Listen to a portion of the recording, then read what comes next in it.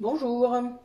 Alors aujourd'hui, on va faire un baume pour traiter le psoriasis. Donc le psoriasis, c'est une maladie inflammatoire de la peau qui touche principalement les coudes, les genoux et le cuir chevelu. Ça gratte énormément, c'est une desquamation, hein. Donc voilà, vous avez des plaques, la peau est comme plus épaisse et puis ça, c'est rouge, enfin voilà, donc ça gratte, c'est une horreur. Alors les huiles essentielles peuvent soulager les douleurs et l'inflammation de cette attaque en quelque sorte, puisque c'est votre système immunitaire qui se dérègle, et elles aident aussi à régénérer et cicatriser la peau.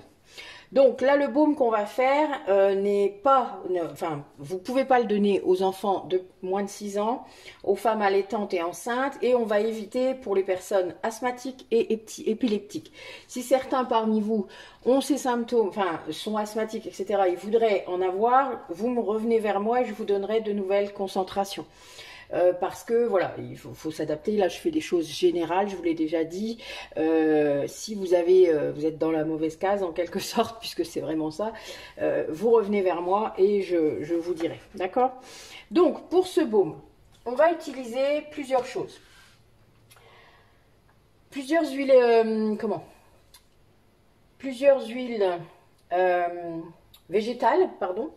Donc, moi, j'utilise le macérat de laurier noble, hein, de laurier sauce, donc que je fabrique puisqu'on me donne beaucoup de laurier. J'utilise beaucoup de laurier, donc voilà. Cette huile, alors je le fais sur amande douce, donc l'amande douce, c'est très régénérant, etc.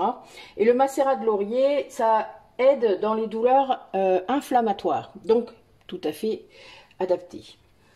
Ensuite, j'utilise de l'huile de nigel.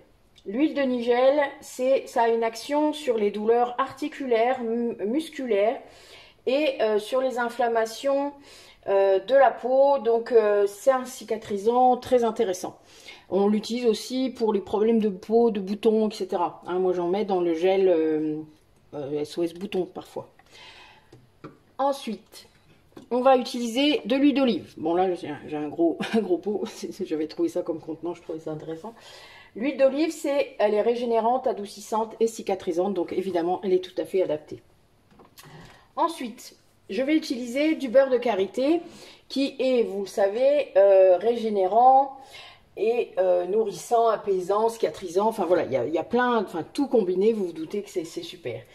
Et je vais utiliser plusieurs huiles essentielles.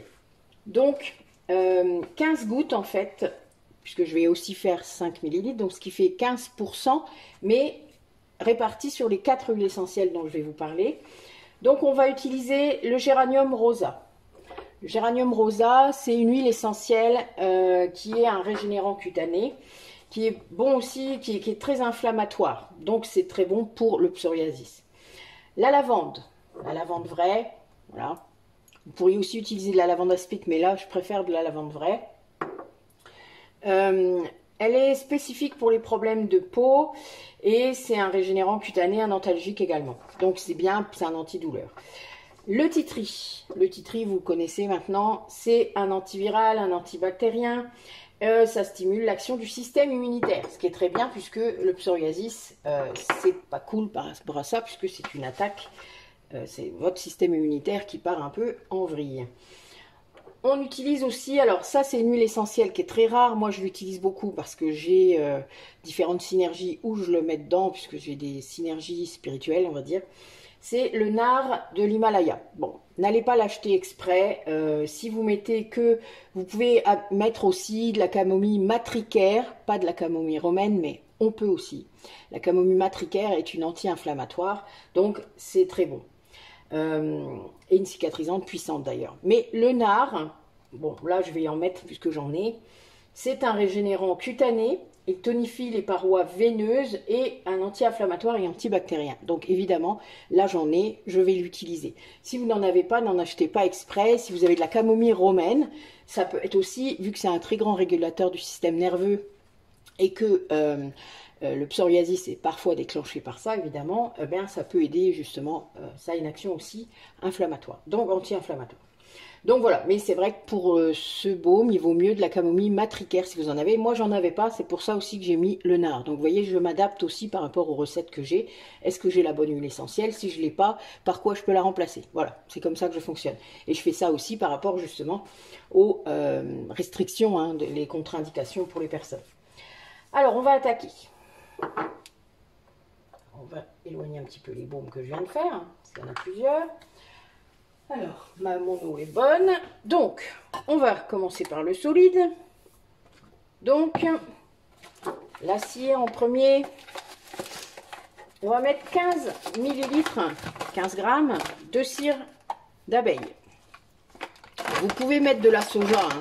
C'est juste que la soja, avec le temps qui arrive là, avec l'été, elle va fondre plus facilement, alors que la cire d'abeille va rester vraiment solide, ce qui vous éviterait de le mettre au frigo.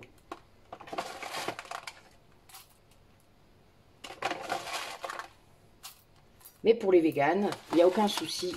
Vous pouvez mettre de la cire de soja. C'est pas un problème. Après, la cire de soja n'est pas non plus adaptée pour les femmes enceintes. Donc, voilà. Vaut mieux de la cire d'abeille. Si vous avez des questions, n'hésitez pas, je vous l'ai déjà dit. Il suffit de les poser. Après, 15 grammes de beurre de karité.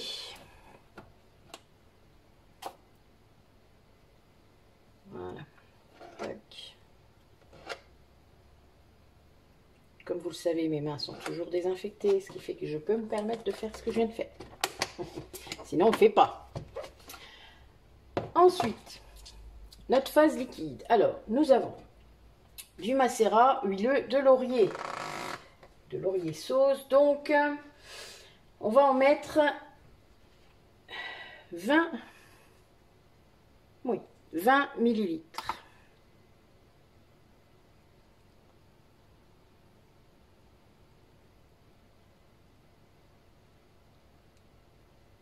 Voilà.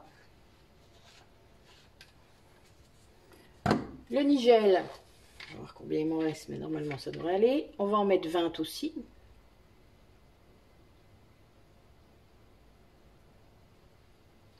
Il reste un petit peu. Et l'huile d'olive, on va en mettre 30.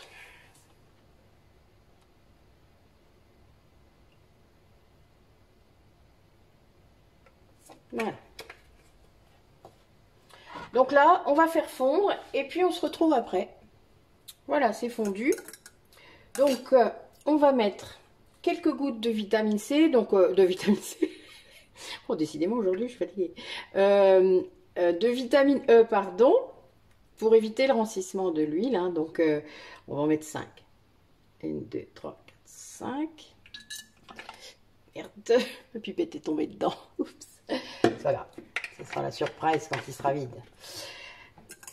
Voilà. Et on va mettre, donc il faut répartir 15 gouttes sur 4 huiles essentielles. Donc on va commencer par faire 4 de lavande vraie.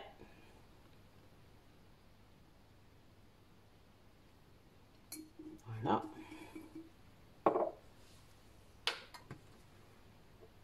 4 de géranium rosa.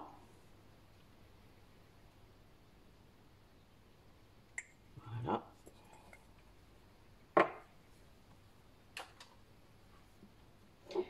4 de titri.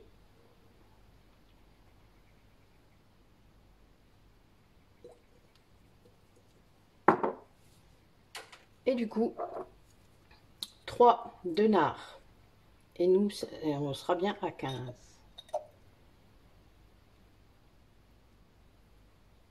Voilà. Donc tout à l'heure j'ai dit une bêtise, ça fait pas 15%, hein, vous avez bien compris. 15 gouttes, ça représente à peu près 0,30 millilitres. Donc ça nous fait en gros, comment? Donc, divisé par 3, ça nous fait 10%. D'accord? Donc 10% dans le produit final.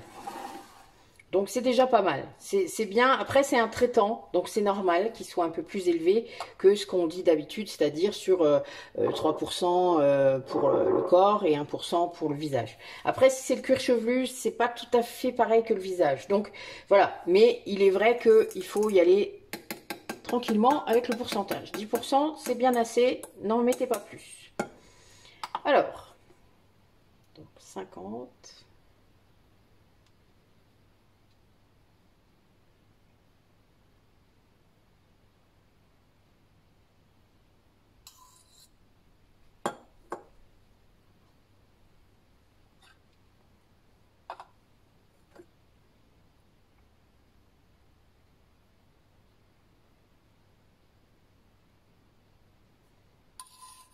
Alors pour ces contenants-là, c'est un petit peu plus compliqué. Ils font tout juste 50. Donc je vais en mettre dans mon petit que j'ai. C'est pas grave. Hop. Ça fait pas beaucoup, mais moi j'aurais bien l'occasion de l'utiliser ou de le donner à quelqu'un qui en a vraiment besoin pour le tester avant d'en avoir. Voilà, faut tester. Moi je dis que pour les personnes que je vois, évidemment, c'est plus facile que vous qui regardez les vidéos.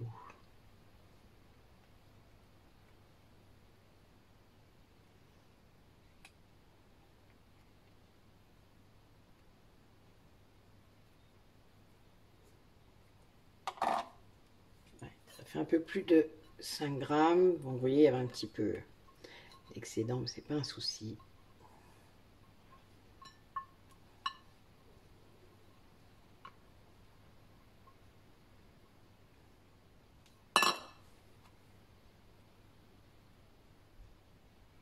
Voilà.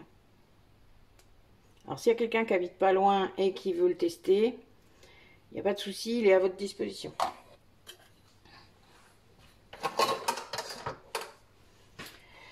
Voilà, voilà. On va laisser prendre et puis je vous reprends après. Alors, notre baume pour le psoriasis, qui est pris, qui est pas mal, hein, vous voyez, ça fait un beau petit pot. Donc, valable jusqu'à la fin de l'année, hein, jusqu'à décembre. Et puis, il n'y a plus qu'à. Voilà, on n'oublie pas de faire ses étiquettes. Si vous voulez mettre les ingrédients dessus pour vous en rappeler, évidemment, vous pouvez le faire. Hein.